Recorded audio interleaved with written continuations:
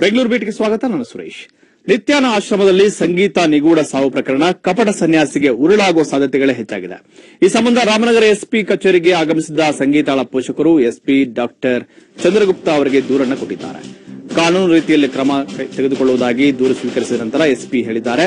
ಈ ಮಧ್ಯೆ ನಿತ್ಯಾನ ಆಶ್ರಮದಲ್ಲಿ ಸಂಗೀತ ನಿಗೂಢ ಸಾವು ಪ್ರಕರಣಕ್ಕೆ ಸಂಬಂಧಪಟ್ಟ ಹಾಗೆ ತಮಿಳುನಾಡು ಸರ್ಕಾರದೊಂದಿಗೆ ಮಾತುಕತೆ ನಡೆಸಲಾಗಿದೆ.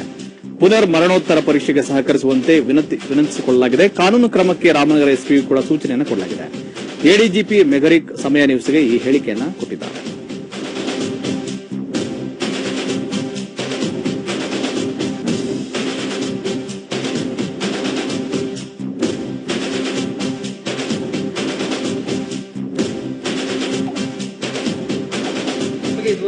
ಕಂಪ್ಲೇಂಟ್ ಬಂದಿದೆ ಈಗಷ್ಟೇ ನಿಮ್ಮ ಕಣ್ಣು ಮುಂದೆ, ಇದು ಬಿಟ್ಟರೆ ಬೇರೆ ಯಾವುದೂ ಬಂದಿಲ್ಲ. ಬರ್ದಿರೋ ಇದ್ರು ನಾವು ಫಾಲೋ ಮಾಡ್ತಕ್ಕಂಥ ಕಾನೂನು ಪ್ರಕಾರ ಏನು ಪ್ರೊಸೀಜರ್ ಫಾಲೋ ಮಾಡಬೇಕು ಅದು ನಾವು ಫಾಲೋ ಮಾಡ್ತಾ ಇದ್ದೇವೆ. ಈಗ ಅವ್ರು ಕೊಟ್ಟಿರ್ತಕ್ಕಂಥ ಕಂಪ್ಲೇಂಟ್ ಕೂಡ ನಾವು ತಗೊಂಡಿದ್ದೀವಿ.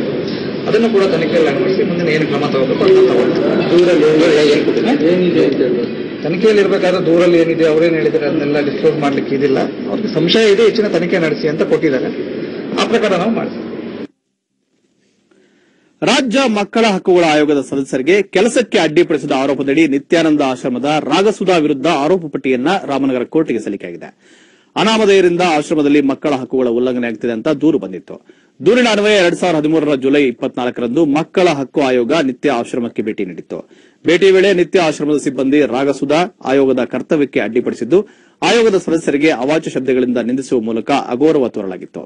ಈ ಕುರಿತು 2013 ಆಗಸ್ಟ್ 28ರಂದು ಬಿಡದಿ ಠಾಣೆಯಲ್ಲಿ ಪ್ರಕರಣ ದಾಖಲಾಗಿತ್ತು.